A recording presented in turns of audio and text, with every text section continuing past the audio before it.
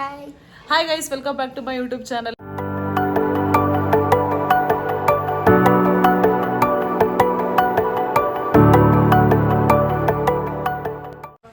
ಎಲ್ರಿಗೂ happy Dasara festival.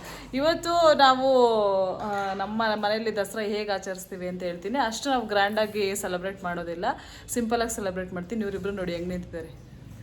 ಇವನು ದೃಶ್ಯು, ನಮ್ಮ ಅಕ್ಕನ ಮಗ, ಪಲ್ಲವಿ ಅಕ್ಕನ ಮಗ. ಇವಳು ನೇಹ, ನಮ್ಮ ಅತ್ತೆ ಮಗಳು.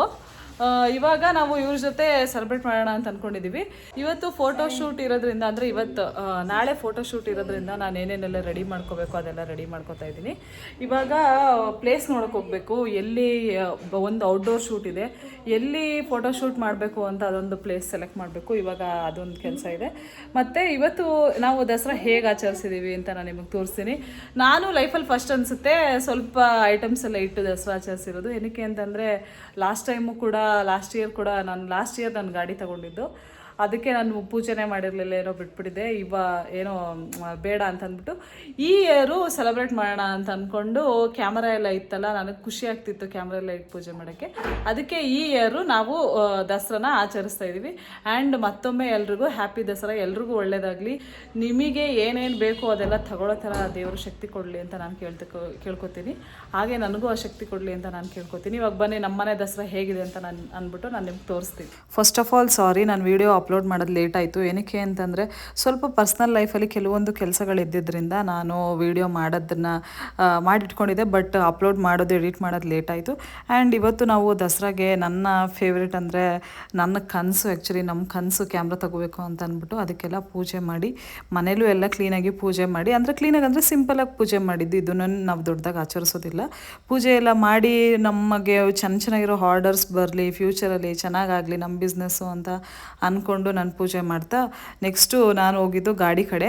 ಗಾಡಿ ಆ್ಯಕ್ಚುಲಿ ನಾನು ತಗೊಂಡಿರೋದು ಲಾಸ್ಟ್ ಇಯರ್ ತಗೊಂಡಿದ್ದೆ. ಬಟ್ ಯಾವಾಗಲೂ ಓಡಿಸೋದೇ ಇಲ್ಲ ಫ್ರೆಂಡ್ಸ್. ನಿಜವಾಗ್ಲೂ ನಮ್ಮ ಮನೇಲಿ ಅಷ್ಟು ಸ್ವಲ್ಪ ರಿಸ್ಟ್ರಿಕ್ಟ್ ಮಾಡ್ತಾರೆ ಬೆಂಗಳೂರು ಟ್ರಾಫಿಕಲ್ಲಿ ಗಾಡಿ ಓಡಿಸೋದು ಬೇಡ ಅಂತ ಅಂದ್ಬಿಟ್ಟು.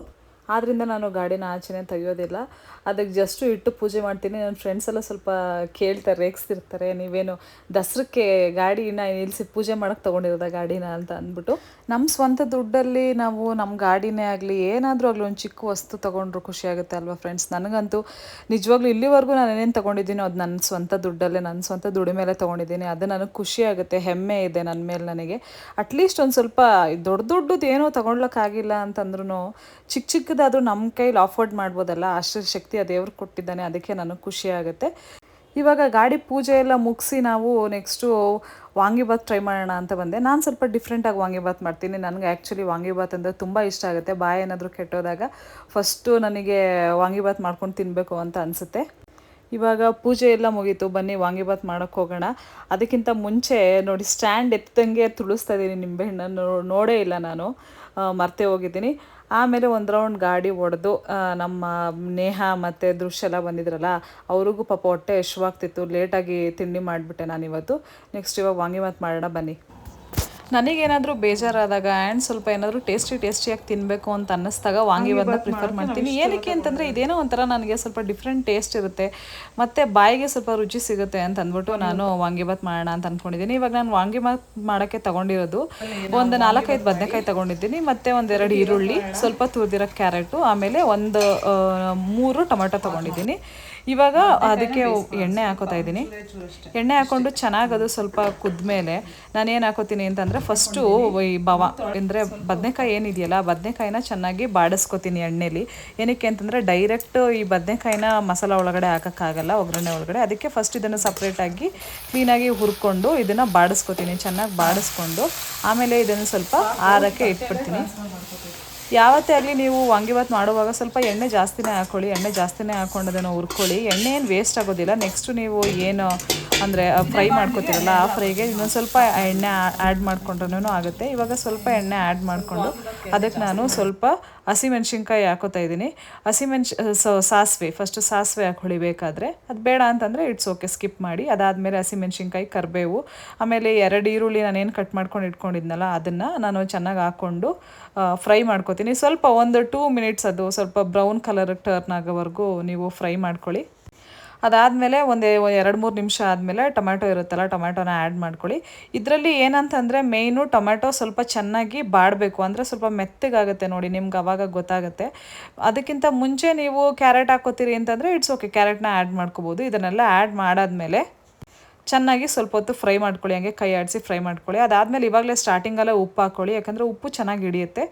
ನೆಕ್ಸ್ಟು ನಾನು ಹಾಕೋತಿರೋದು ವಾಂಗಿಬಾತ್ ಪೌಡರು. ನಾವು ಒಂದು 4 ಜನ ಇದ್ದೀವಿ, ಅದಕ್ಕೆ ಒಂದು 2 ವಾಂಗಿಬಾತ್ ಪೌಡರ್ ಹಾಕೋತಾ ಇದ್ದೀನಿ. ಗೊಜ್ಜು ಮಿಕ್ಕಿದ್ರು ಅದನ್ನು ನಾವು ನೆಕ್ಸ್ಟು ತಿನ್ಬೋದು, ಬೆಳಗ್ಗೆನಾದರೂ ತಿನ್ಬೋದು ಅಂತ ಅಂದ್ಬಿಟ್ಟು ಇವಾಗ ಹಾಕ್ಕೊಂಡು ಚೆನ್ನಾಗಿ ಫ್ರೈ ಮಾಡ್ಕೊಳ್ಳಿ. ಅದು ಎಣ್ಣೆ ಬಿಡಬೇಕು, ಅದಾಗೆ ಅದು ಎಣ್ಣೆ ಬಿಟ್ಕೋಬೇಕು, ಅಲ್ಲಿವರೆಗೂ ನೀವು ಫ್ರೈ ಮಾಡ್ಕೊಳ್ಳಿ. ಅದಾದಮೇಲೆ ನಾವೇನು ಬದನೆಕಾಯಿನ ಹುರಿದು ಇಟ್ಕೊಂಡಿರ್ತೀವಲ್ಲ, ಬಾಡಿಸಿಟ್ಕೊಂಡಿರ್ತೀವಲ್ಲ, ಅದನ್ನು ನೀವು ಆ್ಯಡ್ ಮಾಡ್ಕೊಳ್ಳಿ.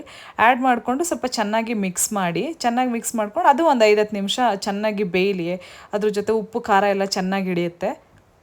ಅದೆಲ್ಲ ಆದಮೇಲೆ ನೋಡಿ, ವಾಂಗಿಬಾತ್ ಇಷ್ಟೇ. ಈ ಥರ ವಾಂಗಿಬಾತ್ ನೀವು ಒಂದ್ಸತಿ ಟ್ರೈ ಮಾಡಿ. ಒಬ್ಬೊಬ್ಬರು ವಾಂಗಿಬಾತ್ಗೆ ಏನು ಹುಣ್ಸೆಹಣ್ಣೆಲ್ಲ ಹಾಕ್ತಾರೆ, ನನಗೆ ಅದೆಲ್ಲ ಇಷ್ಟ ಆಗೋದಿಲ್ಲ. ಮತ್ತು ಕಡಲೆ ಬೀಜನೂ ಹಾಕ್ತಾರೆ, ನನಗೆ ಆ ಥರ ಎಲ್ಲ ಇಷ್ಟ ಆಗೋದಿಲ್ಲ. ನನಗೆ ಈ ಥರ ವಾಂಗಿಬಾತ್ ಇಷ್ಟ ಆಗುತ್ತೆ. ಚೆನ್ನಾಯ್ತಾನೆ? ಹಾಂ ಪಾಪು ಸೂಪರ್, ಚೆನ್ನಾಗೈತಾ? ಟೇಸ್ಟಿ.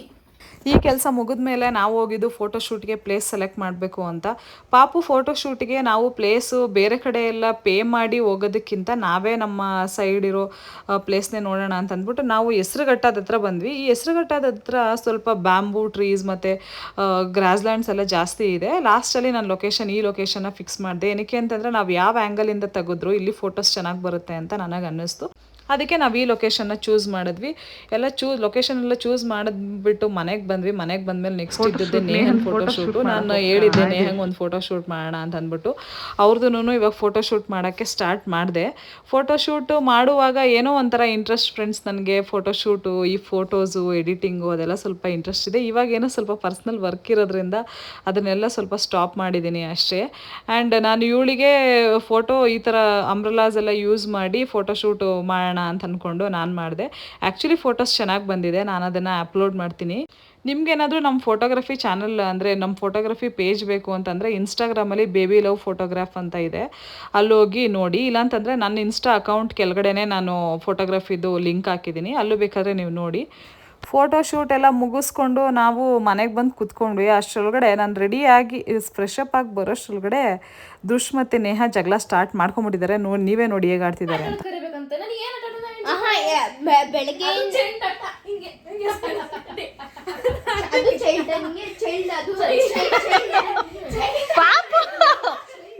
ಪಾಪು ಚೈಲ್ಡ್ ಅಲ್ಲ, ಪಾಪು ಬಾಯ್ಲಿ. ಇದೆಲ್ಲ ಮುಗಿಸ್ಕೊಂಡು ನಾವು ಫೋಟೋಶೂಟ್ ಎಲ್ಲ ಮುಗಿಸ್ಕೊಂಡು ನೆಕ್ಸ್ಟು ನಾನು ನೇಹನ್ನ ಮತ್ತು ದೃಶ್ನ ಕರ್ಕೊಂಡೋಗಿದ್ದು ನಮ್ಮ ದೊಡ್ಡಮ್ಮನ ಮನೆಗೆ. ನಮ್ಮ ದೊಡ್ಡಮ್ಮನ ಮನೆಗೆ ಹೋದಾಗ ನಾನು ನಮ್ಮ ಭಾವನ ಹತ್ರ ನಮ್ಮ ಅಕ್ಕನಿಗೆ ಪ್ರಪೋಸ್ ಮಾಡಿಸ್ದೆ. ಆ ವಿಡಿಯೋನು ಕೂಡ ನಾನು ನಿಮ್ಗೆ ಇಲ್ಲಿ ಈ ವಿಡಿಯೋದಲ್ಲಿ ಅಪ್ಲೋಡ್ ಮಾಡಿದ್ದೀನಿ, ಅದನ್ನು ನೀವೇ ನೋಡಿ.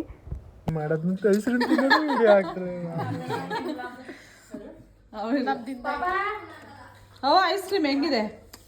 ಚೆನ್ನಾಗಿಲ್ಲ ಅನ್ನವ.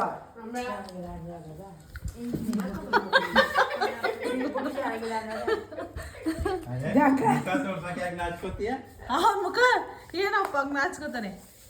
ನಾನು ಹೆಸರು ಮುಟ್ಟಬೇಡಿ ನೋಡಿ ಮಕ್ಕ. ನಮ್ಮ ಬಾವ ಪ್ರಪೋಸ್ ಕೈಯಲ್ಲಿ ಬಾವ 5 ಗಂಟೆಗೆ ಎದ್ದೇಳೋದಿರ್ಲಿ ಫಸ್ಟ್. ಇವಾಗ ನಾವ್ ಹೇಳಿದ್ ಮಾಡಿ ಹೋಗ್ರಿ, ಬೇಗ ಮನೆಗೆ ಹೋಗ್ರಿ ಬಾವ. ನಮ್ಮ ಮಾತಿಗೆ ಬೆಲೆ ಇದ್ರೆ ಮಾಡಿ, ಇಲ್ಲಾಂದ್ರೆ ಬೇಡ ಬಿಡಿ. ತಿಕ್ಲಿ ಸುಮ್ಮನೆ ಇರೋ. ಬಂದರು ಬಾವ ಬಂದರಂತ ಸಾಂಗ್ ಹಾಕ್ಬಿಡೋಣ. ನೀ ಅಲ್ಲಿಂದ ಓಡ್ ಬರಕ್ಕ ಬಾ, ವಿಡಿಯೋ ಮಾಡ್ಬೇಡ. ಬಾಯ್.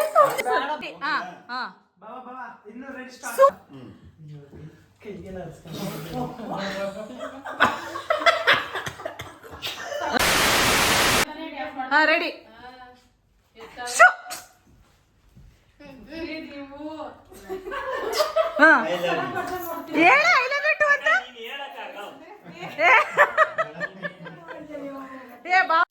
ನೆಕ್ಸ್ಟ್ ಡೇ ಶೂಟ್ ಇದ್ದಿದ್ದರಿಂದ ನಾವು ಪಾಪು ಬೇಬಿ ಶೂಟ್ಗೆ ಎಲ್ಲ ರೆಡಿ ಮಾಡ್ಕೋತಾ ಇದ್ವಿ. ಇವಾಗ ಮನೇಲೇ ಒಂದು ಸೆಟಪ್ ಆಲ್ರೆಡಿ ರೆಡಿ ಮಾಡಿ ಇವಾಗ ಔಟ್ಡೋರ್ ಶೂಟ್ಗೆ ಹೋಗೋಣ ಅಂತ ಅಂದ್ಬಿಟ್ಟು ಎಲ್ಲ ಪ್ಯಾಕ್ ಮಾಡಿ ಇಟ್ಟಿದ್ವಿ. ನೋಡಿ, ಔಟ್ಡೋರ್ ಶೂಟ್ ಅಂದರೆ ಸ್ವಲ್ಪ ಹಿಂಸೆ ಆಗುತ್ತೆ. ಏನಕ್ಕೆ ಅಂತಂದರೆ ಲೊಕೇಶನ್ನು ನಾವು ಬುಕ್ ಮಾಡ್ತಾ ಇದ್ವಿ, ಆದರೂ ಆ ಲೊಕೇಶನ್ಗೆ ಅದು ತಗೋತಾನೆ ಇರಲಿಲ್ಲ ಬುಕ್ಕಿಂಗು.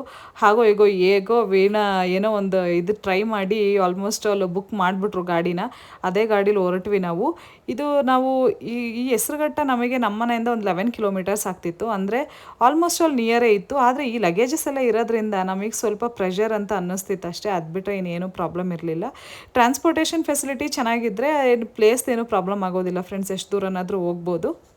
ಆ್ಯಂಡ್ ಹೋಗೋ ದಾರಿನೂ ಅಷ್ಟೇ ಸ್ವಲ್ಪ ಪೀಸ್ಫುಲ್ಲಾಗಿತ್ತು, ಟ್ರಾಫಿಕ್ ಇಲ್ಲ ಏನಿಲ್ಲ. ನಮಗೂ ಒಂಥರ ಖುಷಿ ಆಗ್ತಿತ್ತು ಹೋಗೋಕ್ಕೆ.